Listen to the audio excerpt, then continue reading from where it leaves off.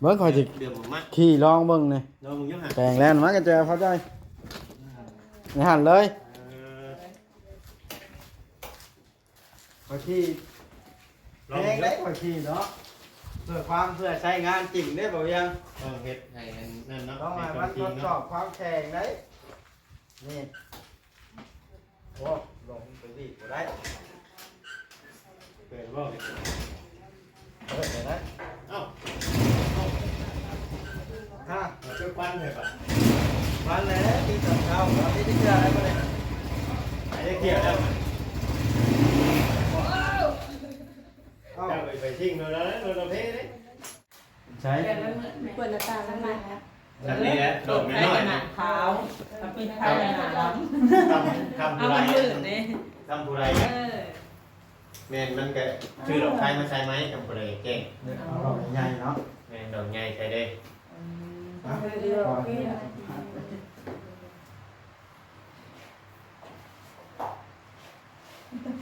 ยาพูดกันสิบะ อย่าลืมกดติดตามเพื่อเป็นกำลังใจให้ผมด้วยนะครับทุกคนขอบคุณมากๆครับพี่น้องเดี๋ยวเปิดภาพขึ้นก็ได้มาหาไม่ไม่น้องตุ๊กอีกทีหนึ่งหรือว่าพอจอยนั่นแหละพี่น้องอะเพราะว่าเมื่อวานนี้ทางทีมงานเฮากาได้มอบเงินทุนให้จำนวนหลายเติบไปพี่น้องอะ1,600,000แล้วกับ3,000,000รวมกันก็เป็น4,500,000เมื่อวานนี้เนาะก็ถือว่าได้หลายพอสมควรนะพี่น้องเอ้ยเข้ามากะเด็กบอกเองใจเป็นกระถาโทรนัดใส่กันแล้วก็มาประพบพ่อสาวๆยูทูบเบอร์คือกันพี่น้องเพิ่นมาได้เพิ่นจังหูจักเนาะพี่น้องวางห้องอยู่ห้องเช่ามาเบิ่งทักทายเพิ่นก่อนนะสบายดีเด้ออีหยังนี่ลมพายุพัดวัดได้อันนี้ ลมพัดลมเพ เอาโดยลมพัดลมเพมาเจอกันได้ใช่ ทายแล้วเหรอบ่ ยัง ไปทายพร้อมกันเนี่ย บ้านได้ดีได้ไปเขาบอกเขามาเนี่ย นั่นเด้พี่น้องมาอัปเดตเอ้าซองบ่มียัง ไปมาครั้งแรกเขาอยู่เบิ้งแม่ใหม่นะน้องเตนะ ยังอันเก็บกูบ่นอนบ่เช้าอยู่เนาะนี่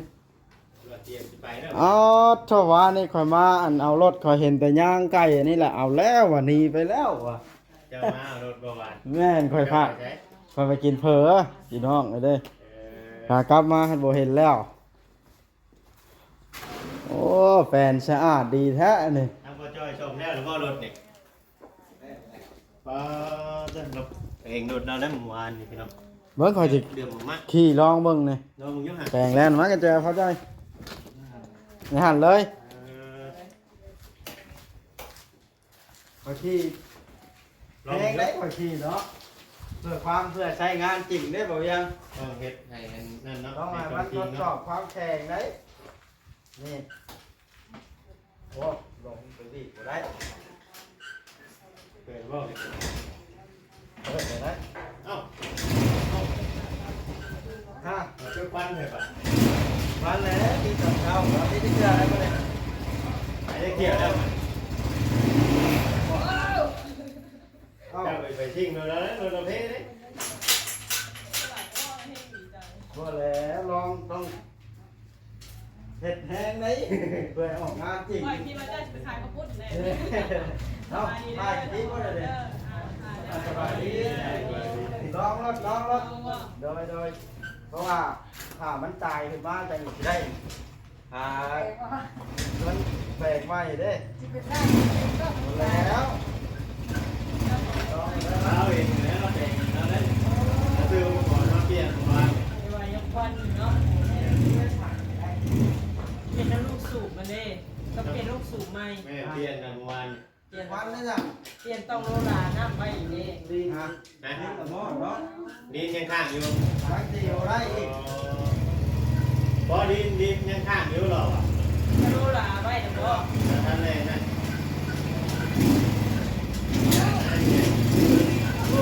ไว้เราแหละวันนี้จะเพิ่งติดจับต่อยน้ำเติมโคตรไหน ใหม่เด้ อยู่โอเคแล้ว ส นะ ลิงมาถอยใหม่เลยบ่ ข่อยย่านแต่ ถ้าเล่นกับถอยใหม่เด้อ ไล่ไก่บ่ได้แม่แบบนี้กำลังตีก็บ่ได้ ทำโพจอยเด้อ ใช้พากันกินข้าวกินน้ำนะบ่ เท่าไรเนี่ยนะเฮ้ย ที่นั่งอยู่ในบ่นั่งอยู่ในก็แล้วมันหลายคน ประมาณ2-3ได้เลยเนาะ ถ้าเร่งนี่2 ล้าน 2 ล้าน 2 ล้านมันเพิ่นติดให้เบิดเลย พักได้เนาะบ่ว่าเพื่ออนาคต อยู่บ้านบางนาว ไปนี่ของลูกของเต้าแบบนั้นเต้าใหญ่ไปทั่วลูกหลานเนาะ มันนั่นชงนี่น่ะมันแน่นเด้อถ้าเฮ็ดคักไป งามเนาะ อยู่บ้านบางนาวนะเพิ่นเฮ็ดแถวนี้บ่อยากมีเด้อแถวนี้ เป็นอะไรกินข้าวกินน้ำหรือว่าพอจ้อยทั้งนั้น ส่วนมากอยู่ประมาณ4,000ตัวอันนั้นคือ มาห้องออกมาบ่เวียงมาคุยกันก่อน แต่แล้วมันบ่มีหม้องนั่งเด้อยู่นี่น่ะ นี่เด้ ดูให้แล้วนั่งอยู่หั่น รา โลด ชาเองว่า แม่นบ่ มันก็บ่ฮ้อนบ่หยังนั่งลมใช่ เอาเงินแล้วสาร เพราะว่าวานนี่ยังบ่เห็นเนาะ แม่นเราไปซื้อมา แต่ว่าราชาแต่ละสีไว้ขายสินะ เราจะไปหารอชื่อใกล้แล้วเตรียมตัวจะไปหารอชื่อใกล้ได้นี่น่ะ โอ้สักโล แม่น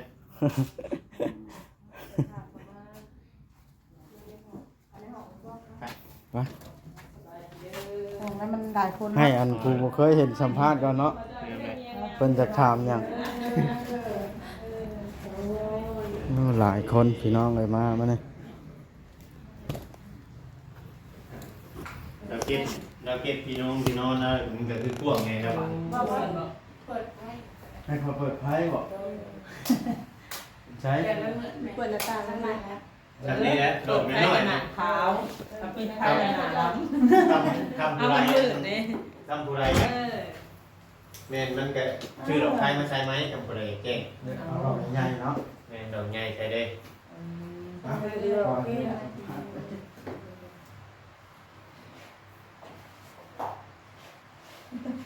งานพูดกันสิบ่ะ นี่ยังกระทำเพื่อนรถ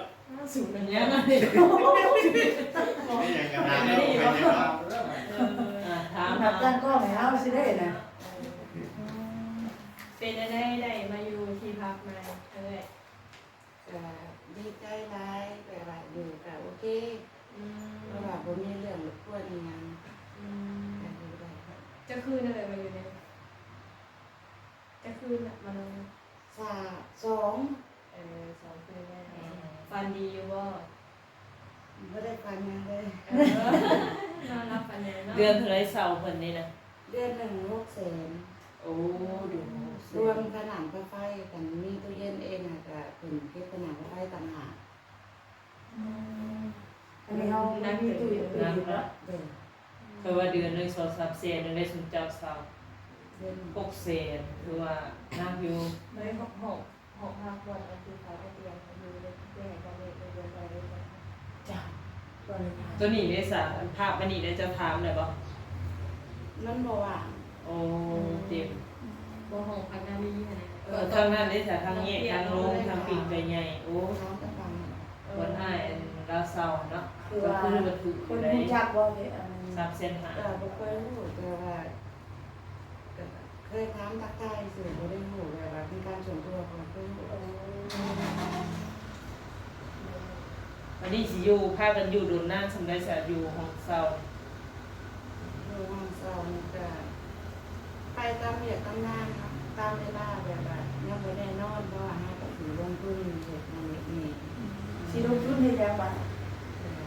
ค่าขายไก่ โอ้ เป็นก็ค่าใกล้ว่านี่ สิเลี้ยงแค่นี้แค่นี้บ่มันอนุญาตให้เฮาเลี้ยงหรือบ่ แม่ไปซื้อ เดี๋ยวบ่ได้เรียกแบบว่าหักมากก็ส่งออก โอ้ ใกล้เราตลาดเราทรงใกล้เลยตลาดตีนไก่เลยเวลาเราออกไปซื้อตามเขตนอกเนาะแต่ว่านอกของงาน โอ้ไปหาเราซื้อว่าง่ายๆคือว่าส่งไปค้าเนาะ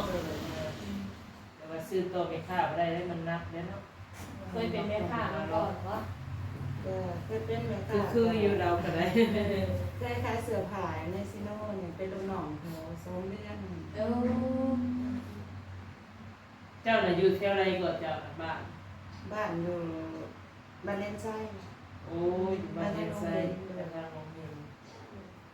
ก็ว่าเจ้าอยู่แถวปากซอยปุกเสบ่แม่นเนาะ พ่อมันอยู่ใช่จัง พ่อมันอยู่ซิโน่นี่แหละขายเกียร์ ตลงตลาดรู้ ไม่มีงานเนาะไม่แต่งงานเลยเนาะ เกี่ยงมา เพราะว่าตอนแรกไปหาน้องเตกอะเราบ่ค่อยนั่นเนาะมีแต่ใส่ผ้าปิดปากเนาะเพิ่นก็บ่ค่อยได้ออกคลิปจ้ะ จะ ช่วงนั้นเป็นอะไรอายบ่จะมาบ่ออกคลิปออกหยังนะ ก็มีการส่วนตัวที่บ่อยากออกคือมันยังคัดของอยู่ยังบ่มีข้ออย่างพ่อแม่บ่เข้าใจ โอ้ตอนนี้เพิ่นทำผู้แล้ว หักพูดแล้วเพิ่นก็ให้อภัยบ่ให้พยายามหาเงินให้ได้แต่ของพ่อแม่ โอ้คือตอนนี้ให้อยู่นำการแต่ว่าเรื่องมีคองนี่ทางพจนี่ยังบ่ทันได้เฮ็ดเรียบร้อยเนาะทาง22ต้อง14นั่นแหละพี่น้องเนาะตามบ้านตามเมืองเราแหละแล้วเคยเว้ากันนะบ่แบบทางพ่อทางแม่สมมุติว่าได้เงินได้ทำมาแล้วแบบค่าสินสอดนั่นแหละเรื่อง แต่ยังบ่ได้ไปถึงขั้นนั้นเพราะว่ายังบ่ได้บอกอีก มีแต่ละนี่กะอยู่แต่ละนี่ก็ พ่อกับแม่เพิ่นยังให้โอกาสที่จะเปิดทางให้หาเงินก่อนยังบ่ได้ว่าหมดเรื่องนั้นเพราะว่าพ่อกับแม่รู้ดีว่าพ่อจอยก็บ่ค่อยมีนั้น สิบ่เพลงปานใดดอกเนาะ ขอแต่ว่าพ่อจอยหักแพงแล้วก็เลี้ยงลูกได้ก็มีเหตุมีข้อสำนักก็พ่อแม่ก็พอใจแล้วเพราะว่าพ่อแม่ก็เฒ่าแก่แล้วเนาะเพิ่นก็บ่อยากคัดขวางแบบทางลูกใจลูกพร้อมอยู่กับไปเพิ่นก็พร้อมนำเพิ่นว่า แทนกันเนาะ ก็ดีซะเนาะคือเจ้านี่ขออนุญาตเด้อแบบว่ามีลูกมีหยังติดอยู่บ่ มีลูก3คนลูกชาย โอ้ 2คนอยู่กรุงเทพเฮ็ดเวียกอยู่กรุงเทพ คือว่าใหญ่บ่แล้ว คนหนึ่งก็อยู่ในบ้านนี่แหละเฮ็ดเวียกเฮ็ดทานอยู่เวลาเนี่ยเขาก็ไปเรื่อยๆตามทาง ลูกชายเป็นบ่ ลูกชายเลย โอ้ เพราะอันนี้อยากได้เลยอายุนี้ห่างกันหลายบ่ก็พอเจ้าเลย ห่างกันหลาย บ่จอยอายุเท่าใดจ้ะ53เจ้าได้สัก 42 โอ้ประมาณอยู่อะไรนี่10 ปีบ่ 11 ปีเนาะ ธรรมดาคือเฮาเจ้าข่อยนี่เนาะ บ่ปานใดเนาะ มีคำมีจะมาพี่เริ่มต้นใหม่เนาะทำมาค้าขาย ลงมือเมื่อใดใส่ยางบ่ยังบ่ได้ทดสอบบ่ ก็ยังถ้าเพิ่นผู้ใหญ่เพิ่นสิส่งทุนมาว่า โอ้ คือว่าเพิ่นส่งทุนมาตอนนั้นก็ซื้อของซื้อตุ่มซื้อย่างเกียนพร้อม เป็นรถยังสิ โอ้ คือ อุปกรณ์หลายๆอย่างก็ซื้อมาเตรียมแบบเตรียมพ่อแล้วแต่นี่ผู้ใหญ่เพิ่นบอกว่าให้ซื้อพวกนี้แล้วก็เพิ่นสิซอยมากคือลงทุนไปเอาไก่แต่ เป็ เป็น น ทา ทาง ง คุณยายเป็นตอนติด โด ต่อย ให้เนาะ โดยได้เว้ากับผู้ใหญ่เพิ่นมาว่า โอ้ถือว่าทางเอ้ยคุยกับเพิ่นส่วนตัวบ่ โดย โอ้ แต่เพิ่นต่อผ่านมาทางกับเบาเวียงแบบก็ได้เว้านำมาว่า จำนวนเพิ่นสิได้ มีแต่ว่าปักหลักได้เนาะตั้งมุกตั้งใจค้าขายไงมือให้ดูล่วงโดยดีแล้วเนาะก็อยากให้พ่อให้ถอยสู่ต่อไปคือว่าเนี่ย ในวันนี้นั่นคันซื้อมาไปค้าขายคันนี้ไปลงการผสมหรือว่าพ่อจอยไปนะซื้อได้หรือว่าทางเอื้อยนี่ไปเฮ็ดเวียก ก็ไปนำกัน ไปลงการ โด เนาะ ยเพราะว่าคือจะเริ่มเฮ็ดใหม่ก็เริ่มไปนำกันก่อนถ้าแยกตัวได้แล้วก็อาจจะแยกกันเฮ็ดโดยว่าให้เพิ่นไปหักแล้วค่อยก็เป็นผู้แบบก็ลองคิดเบิ่งก่อนนะแต่ตอนนี้ไปนำกันก่อน ในทางที่ดีเด้อข่อยว่าบ่แยกกันดีกว่า แม่น ผัวนี่สิบ่ปานใดการเว้านะเมียหลายกว่าการค้าเนาะต้องเว้าเป็นแล้วก็คิดไว้ได้ แต่เบิ่งทางเขาเจอบัดนี้ถ้าเขาเว้าเท่าใดนี่ก็สิบ่กล้าต่ออีก แม่สิบ่กล้าต่อแล้ว แม่แบบมันลูกค้ามาสิอันน่ะสมมุติว่าแบบตัว60นี่ถ้าเขาเจอคือในใจได้ตัว50แต่บ่กล้าต่อหั่นนะถ้าเขาเจอแต่ว่าถ้าเคยบ่นนี่รู้สิกล้าอยู่นะ อ เฮาเป็นแม่ค้าต้องเว้าเป็นนะเนาะเวลาไปเลาะไปหยังต้องทายต้องถามว่ามีไก่ขายบ่ ถ้าสมมุติไม่รู้ว่าให้เจ้าไปซื้อแต่เจ้าไปเจ้าสิกล้าโตอยู่บ่เอ้ย ไปนี่เนาะสมมุติว่าคืนเฮาโอเคเนี่ยนี่ก็ซื้อไก่ซื้อเป็ดซื้อ สบายดี สบายดีเด้อ สบายดี ทุกพี่น้องเลยมีแต่สาว เพิ่น ๆ ว่า นะ เพิ่นเนาะโอ้ ให้ข้าจะสาวเพิ่นแน่มื้อนี้ถามพี่น้องเนาะตั้งกล้องไว้นำพี่น้องเลย จังไว้นำบ่อน่ะเดี๋ยวสิเว้านํกันนะ ทั้งสาวแก้วสาวมุกเพิ่นถาม โอเค ตั้งผิดไปสิถามให้แล้ว บ่ยาก เพิ่นว่าเอาอันเก่าประมาณเอาตัวใหม่ก่อนจักสิมาประมาณตัวนี้ ไม่ว่าบ่ได้บ่ โอ้โหสั่นไว้อยู่นี่นะมึงไง บ่แต่เก้าตัวใหม่นี่มีร้านเลย เนาะ เนาะ ตัวเด่นผูกก็เก็บไว้กันนี่ บ่ได้สมมุติแต่เก้าใหม่มีร้านมีหยังแล้ว ข่อยซื้อใหม่ข่อยบ่มีเงิน ตัวได้ไหมตัวได้เก่าเนี่ย สีแดงบ่ สีแดงนะได้ไปถ่ายนอกคุณเลย บัดนี้สิไปให้ผู้ใดให้กำลังใจทางบ่บอสเพิ่น เอา เพิ่นเงาอยู่นี่นะ ทักทายเราเรื่องมาเดียวเนาะมีแต่ว่าคันเฮาเราตามบ้านตามยังมีเป็ดมีไก่มีหมูมีแบ่เนาะซื้อไปเลย ก็ลงทุนใหม่ก็คือสิหักแต่ไก่ก่อนเป็ดกับแบกอ่ะ ยังนับอยู่เนาะ โดย เพราะว่ามันคือได้สูงเนาะ ไก่มันยังมีตัว20-30เลยเนาะ แม่แม่ ตัวแรกบัตรทินฮอนเฮาโอเคตัวแรกเนาะที่จะเฮาไปได้ร้านได้เลยคือว่าเห็นมันมาก เจ้าต้องไปถามแบบแม่ค้าเขาซื้อเลยตัวก่อนว่าโตสำนี้ซื้อเท่าไหร่เวลาเขาไปซื้อค้านอกเขาจังฮู้เด้ เมื่อวานก็ไปถามแล้วเรียบร้อยเลยว่าลงกับเพิ่นแล้วเพิ่นที่สิรับซื้อไก่ไปหัก โอ้ เพิ่นว่าคันหักมากก็บ่ให้เกินตัวละ40หรือ50ขึ้นไปเพราะว่าเพิ่นหักได้นำแต่ตัวหนึง60หรือ65เพิ่นให้ได้สำนี้แต่ละตัวเนาะ โอ้ แต่ไก่ใหญ่หลายเพิ่นก็บ่อยาก ว้า หัก ว เอาแบบที่เพิ่นปีกเนาะ แม่ว่า มันแก่เนาะ ปี ปี ไก่ เก่ เซโน่ โดย ต้องเอาเนื้อหนังแบบมันอ่อนๆนิ่มๆเนาะ ถ้าหน่อยร้ายก็บ่เอาใหญ่ร้ายก็ว่าเอาแบบพอดีปีกเนาะไก่เป็นสาวเป็นสาวเป็นหนุ่ม เจ้าก็สิซื้อประมาณโตละ15สิมาส่งเพิ่นก็30 35ซั่นแหละ แม่ แม่นสิประมาณนั้นได้ที่ว่าครบเครื่องบ่มันก็เสียเวลาเฮาอีกเนาะเฮาไปรอเด้แล้วก็ค่าน้ำมันน้ำมัน กันสิเอาตัวมันไล่ลำหาลัดซิมันก็สิ บ่ บ่ ได้ แม่นเนาะ บ่ได้นี่ ค่า เนาะ น้ำมันเฮาน้ำมันก็แพงพวกนี้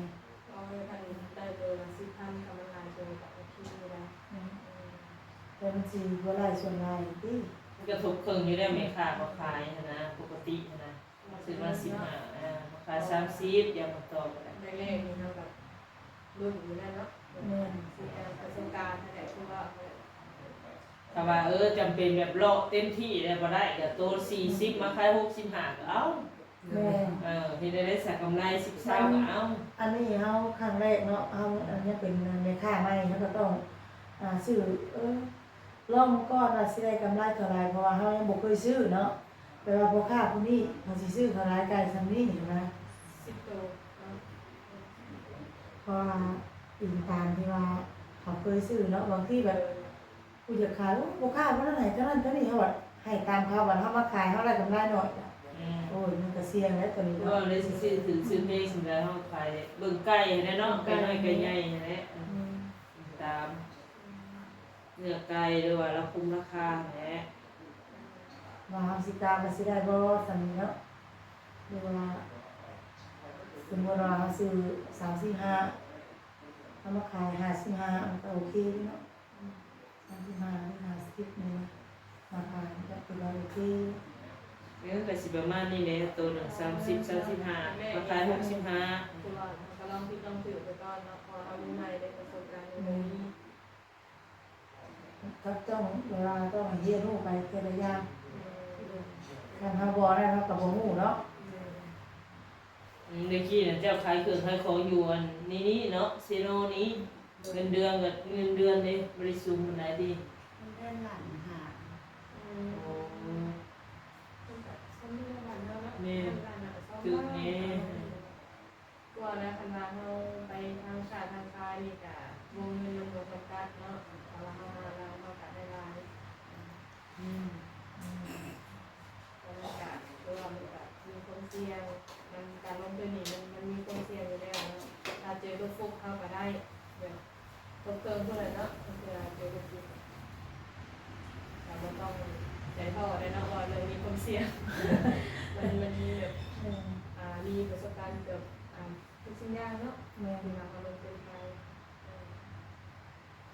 มันสิเป็นบ่ค่ารอบบ่กิน อาบิดาไปหาทางที่เอิ้นว่าได้สะเนาะบอกเป็นนะ เราลองดูพ่อจอยสุภาพ เทศเสียงมึงเนาะเทศเสียงมึงก่อน ข่อยมีไก่เอาข่อยมีไก่เจ้าถามมึงดู เทศสิ ข้าจะเป็นผู้ซื้อต่อสิ ลองดิลองบอกเบิ่งอ่ะ ลองดูลองว่าดู เสียงมึง มีไก่ขายบ่เรื่องนี้ นะโอเคพี่น้องจบคลิปก่อนปล่อยให้ทีมงานหนุ่มๆสาวๆแล้วก็เพิ่นสัมภาษณ์ก่อน มาวันนี้ตุ้มย่างบัดครับสบายดีตุ๊ โดย เบิ่งเนี่ยตุ้มย่างไก่ นะแม่นเอาพี่น้องโอเคบาทในคลิปก็ได้สิได้จบคลิปก่อนเอาสิพาไปเวียกพี่น้องเลยเนาะ